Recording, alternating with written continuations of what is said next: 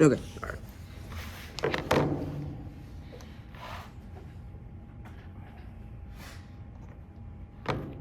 All right, you good? Yeah. All right, cool. All right, so my name is Daven Denney.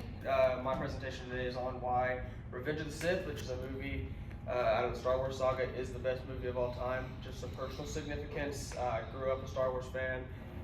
My grandparents, parents, aunts, uncles, they were all fans, so I just got roped into it from a very young age. Watched some stuff, also read some books. So overall, just really enjoy the content that they put out. So when you're talking about a story, there are some things that they just make a good story in general. Compelling characters, a structured plot, world building, clear conflict, and tragedy. In terms of compelling characters, we do see a lot of like this internal fight. It's very relatable with a lot of the main characters, specifically like Anakin. So there's internal fight between him. It's a very structured plot. This is like a 9-movie series with a bunch of different spin-offs and series. So while this is the plot of one movie, it also extends on to a ton of other things. And then the world building, that's very that's a given. The first thing we see is galaxy far, far away. So that sets up a whole world, a whole different galaxy for us. There's obviously like a very clear conflict. The big one in the whole series is the Jedi versus the Sith, good versus evil. Some other conflict again is like the conflict between like Anakin and the conflict between himself. And then there's obviously a pretty big tragedy of this person who was supposed to be this like super great person, this light side person, and ultimately falls. We do see a lot of these 5 factors for a story in other stories. So a lot of like Shakespearean things, a lot of like ancient Greek and Roman manuscripts like the Odyssey, the Iliad. They have a lot of these same characteristics, and that's why we still study them. They have no cultural significance to us now, but they have these great points and these great different structures to them. And that's why we still study them and look into them today.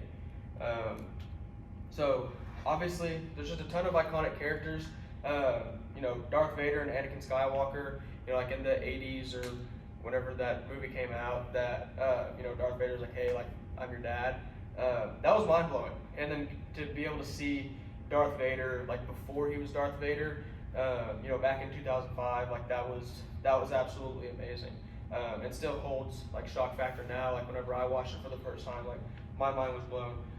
Obviously Obi-Wan, it's a big one. There's a ton of memes off of him. And personally I relate like a great story with like how well I can meme the crap out of it. The Minecraft movie is definitely an example of that. And then Yoda, obviously like a very iconic character. Just like the way he talks, a lot of people have like mimicked it to make jokes and different things like that. Just some very quick numbers. In 2005 alone, the gross income of it was $308 million, and this was 20 years ago.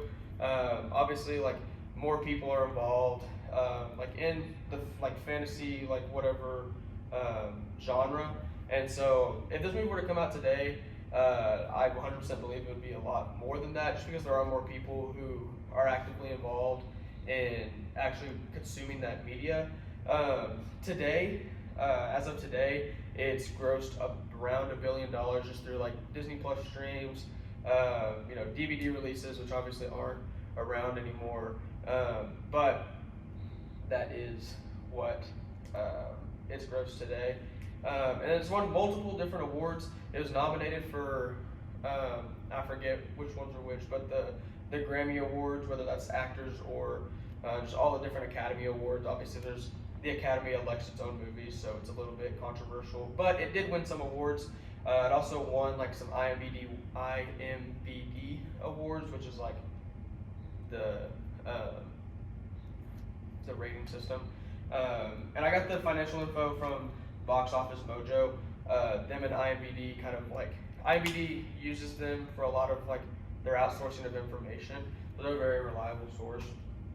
So in conclusion, like I said earlier in the slides over here, there's great Shakespearean level story. Like, we see a lot of these different things of, you know, the great plot, the great character development, and it's more than just that one movie, but that one movie sets up all of the other movies.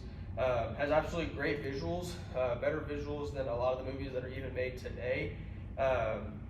You know, it's made a ton off of this financially, and then also we've stemmed off of characters that were in it and made more off of it. It's great music. You know, the composer there, like, he's gas. He's great. He does a lot of great stuff. And then obviously, like, the legendary characters that come from that are amazing. So overall, Revenge of the Sith, while it is one part of a bigger story, I believe it is the best movie of all time because it sets up one of the best stories ever. Without that movie, we miss a lot of great context to the rest of the story. So, you know, you can't love the whole series without loving this movie. And overall, you know, Star Wars is very, very well recognized across the world. So, yeah, that's why it is the best movie of all time. All right, good job. Did I hit?